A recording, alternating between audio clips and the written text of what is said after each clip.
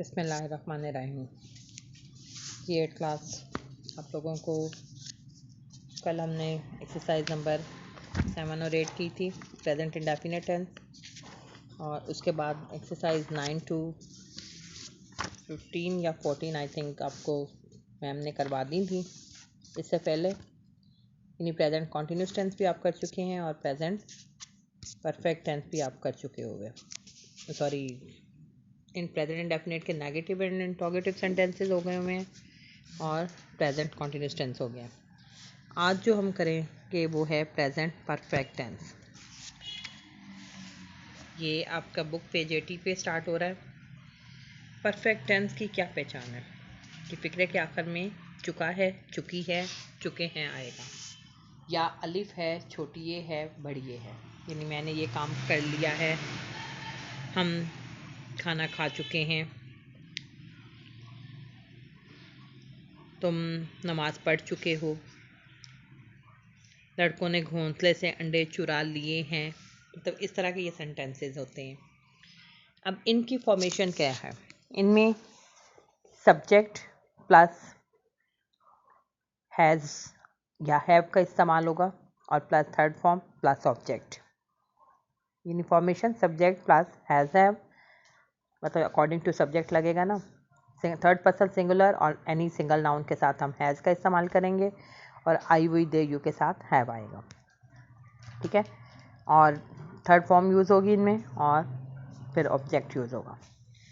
तो एग्ज़ाम्पल जो हैं इसकी 8 क्लास वो आज मैं नहीं करवा रही, क्योंकि जैसे कि आपको एक अनाउंसमेंट दी गई है नोटबुक्स की चेकिंग के लिए, तो आज मैं आपको एक्सरसाइज ही करवाऊँगी। 15 अगर आप लोगों ने कर ली हुई है तो ठीक है, अगर नहीं की होगी तो मैं 15 एक दफ़ा बोल देती हूँ, तो आप वो भी कर लीजिएगा। अगर तो ऑलरेडी आप लोग कर चुके हुए हैं तो ठीक है, और फिर आप आज 16 और 17 अपनी नोटबुक्स पे उतार लीजिएगा। एग्जाम्पल्स फिर हम अगले 3 डेज़ में करेंगे जिनमें रिटर्न वर्क नहीं करना होगा, तो फिर हम बुक से ही वो लर्निंग करेंगे। जब आपकी नोटबुक जो है वो स्कूल आप सबमिट करवाओगे तो वो 3 डेज़ के लिए आपको कोई रिटर्न नहीं काम दिया जाएगा। तो स्टार्ट करते हैं अपनी एक्सरसाइज नंबर 15, पेज 81 पे है। क्लॉक 4 बजा चुका है, ठीक है। द क्लॉक है स्ट्रक 4। उम्मीदवार पर्चा हल कर चुके हैं। The candidates have solved the paper. मेहमान एक सुसी इनाम तकसीम कर चुका है। The guest of honour has distributed the prizes या given away the prizes. Principal ने तलबा को साथ दे दी हैं। The principal has given away the certificates to the student. टीमें मैच खेल चुकी हैं। Teams have played the match. अदालत मेरे हक में फैसला दे चुकी है।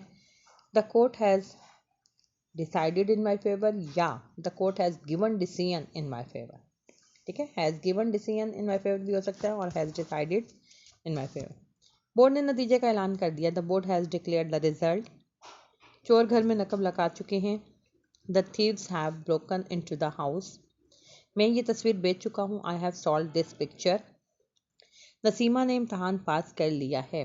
Nasima has got through the examination. Pass करना गॉट थ्रू होता है। बशीर वजीफ़ा हासिल कर चुका है। Bashir has got the scholarship. तमाम परिंदे उड़ चुके हैं। All the birds have flown. हम बंदूक चला चुके हैं। We have fired the gun.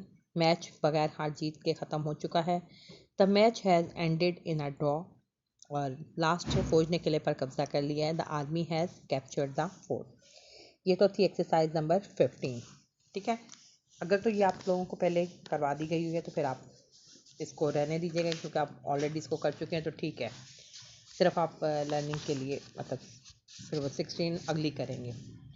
Next जो है एक्सरसाइज 16 वो नेगेटिव सेंटेंसेस हैं। नेगेटिव के में क्या होगा? हैज़ और थर्ड फॉर्म के दरमियान नॉट का इस्तेमाल आएगा, यानी हैज़ के बाद नॉट और फिर थर्ड फॉर्म आएगी। जैसे मरीज़ ने दवाई नहीं पी है। The patient has not taken the medicine, ठीक है। फॉर्मेशन वही है सारी, सिर्फ हैज़ और हैव के साथ नॉट का इस्तेमाल।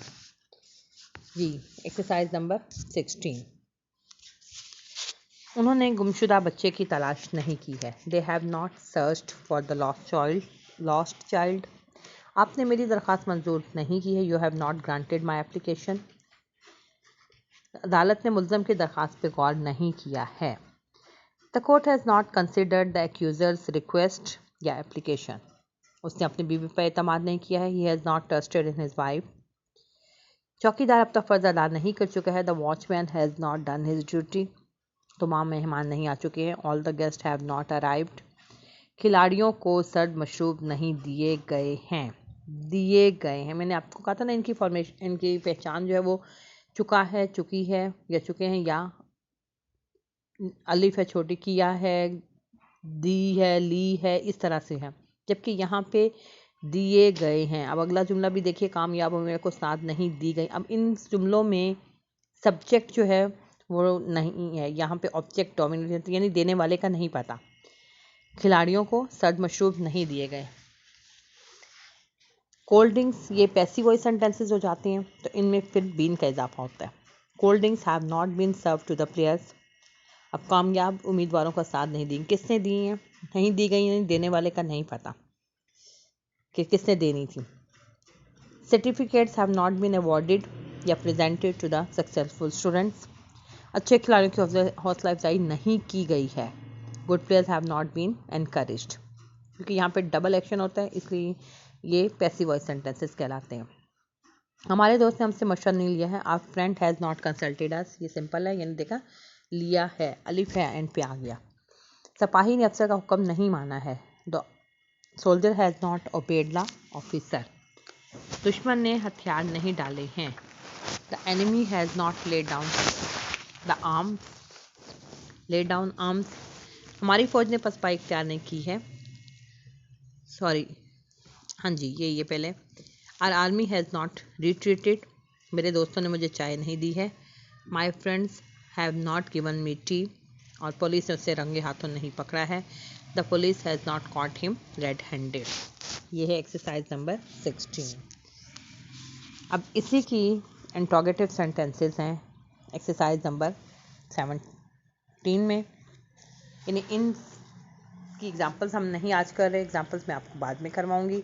सिर्फ एक्सरसाइजेज आपने करनी है और ये आपने अपनी नोटबुक्स पे लिखने भी हैं। अब ये इंट्रोगेटिव सेंटेंसेस है, इसमें हैज़ और हैव स्टार्टिंग में आएंगे, उसके बाद सब्जेक्ट होगा, फिर थर्ड फॉर्म और फिर ऑब्जेक्ट यूज़ किया जाएगा। यानी क्या तुम बाजी जीत चुके हो, have you won the game, क्या तुम्हारे साथी भाग चुके हैं, have your companions run away. लाखों ने अमीर आदमी को कहाँ लूटा है, where have the robbers robbed the rich man. आपने मेरे लिए टिकट क्यों खरीदा है, why have you bought a ticket for me. इस बच्चे को किसने बिगाड़ा है, who has spoiled this child. लड़की ने बोतल क्यों तोड़ दी है, Y has the girl broken the bottle. वो छत से कैसे गिरा, how has he fallen from the roof. क्या असलम की खोई हुई रकम वापस मिल गई है, has Aslam found his stolen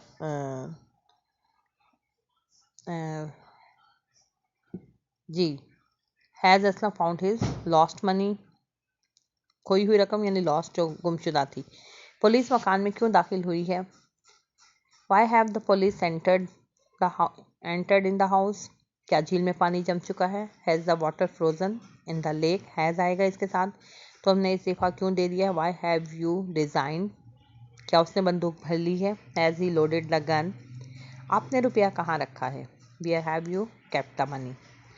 क्या उसने गाँव हमेशा के लिए छोड़ दिया, हमेशा के लिए फॉर गुड होता है, sorry for ever. Has he left the village for ever.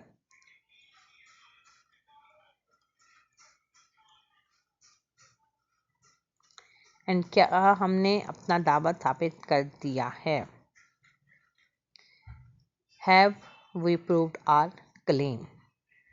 Claim दावा और साबित करना प्रूव्ड। तो बेटा ये थी आपकी एक्सरसाइजेज 16 एंड 17। ठीक है, 15 अगर आपने की हुई है तो ठीक है। अब आप सिर्फ नोटबुक पे 16 और 17 उतारोगे और आपकी डायरी जो है वो भी यही है कि एक्सरसाइज 16 17 आप लिखेंगे और इन्हें लर्न करेंगे। अगर 15 आपको नहीं करवाई गई लर्निंग में तो फिर मैं वो बाकी बाद में आपको करवा दूँगी लेटर में, अगर आपके पास मौजूद हुई तो आज ये मैंने आपको सारे इसके नोट्स भी, इनके सेपरेट पेजेस भी सेंड कर दूँगी। ये आप लोगों ने अपनी नोटबुक्स पे लिखनी है और फिर आप लोगों ने अकॉर्डिंग टू स्कूल डिसीजन अपने नोटबुक्स जो हैं वो सबमिट भी करवानी है, इंग्लिश ए और बी दोनों। Thank you so much.